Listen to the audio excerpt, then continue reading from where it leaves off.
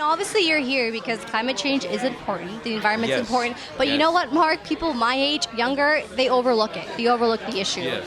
I guess for you, what's some of the biggest ways we can start making small changes and ways to be more informed?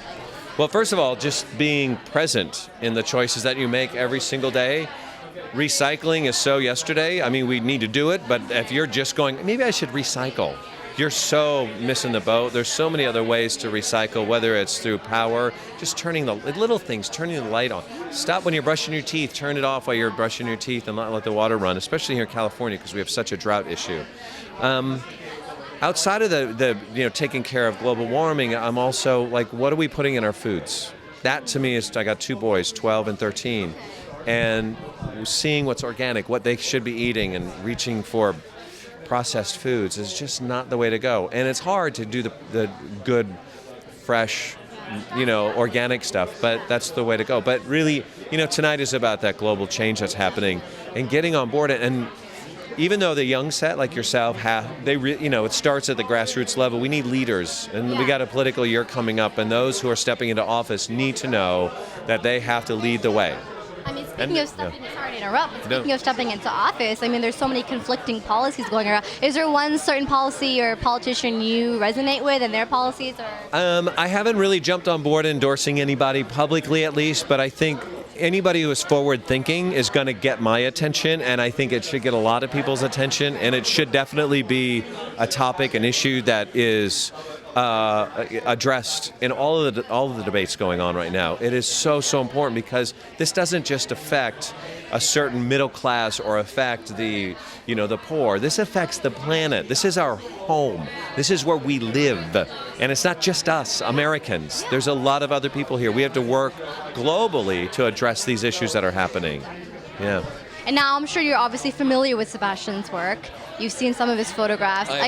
What are some of the things that you've just really surprised you or shocked you that you never really knew before? Well, I don't know Sebastian personally, but what I love is I'm a avid, passionate amateur photographer, I guess. I've traveled to Sierra Leone and have done some stuff. And when I see his work, I want to know, there's a commitment that comes with something like that. You don't just drive on a little minibus and hop off and be like, tell the tour guide to hang on a second and snap a picture of an iceberg.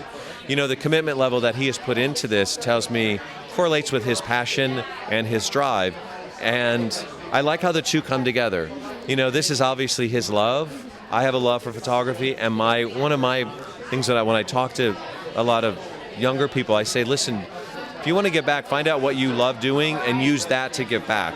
So if he's using his passion to go document the great losses that we are seeing on our planet in the Arctic, man, like he is bringing worlds together. And because chances are I'm never going to stand there on that glacier where he stood.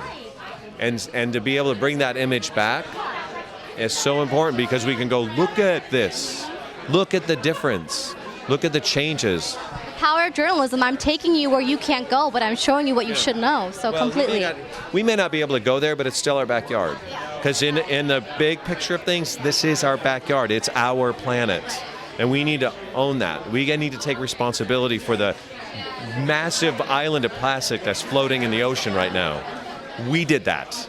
We did that. Even the decapitated polar bears. Yeah, we did that. We, human race, did that. So we need to be more aware of that sort of thing. Yeah. I'm glad you're out supporting here. And last question, just about your specific channel on Hallmark, the show that you're doing. Yeah. I mean, how are you enjoying it? I mean, are there any guests that maybe you really want on, or I don't know, where is the show? Like, how do you differentiate between other shows? Obviously, it's a family show, but what can you tell viewers? Well, just Ed Begley Jr., who's here tonight, who's very green, was just on my show, he and his wife, and they're remarkable because he makes me feel bad about who I am because he set such an example and has been doing this since the 70s.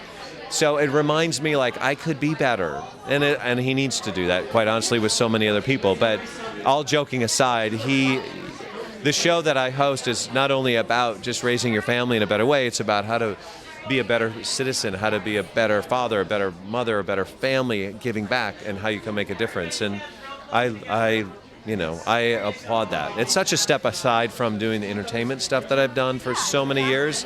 I feel on some levels it's a lot more responsible. Making a difference, small difference in any way. Well, thank you for giving back, honestly, and thank you for your time today. Enjoy your night tonight. Perfect. Thank you.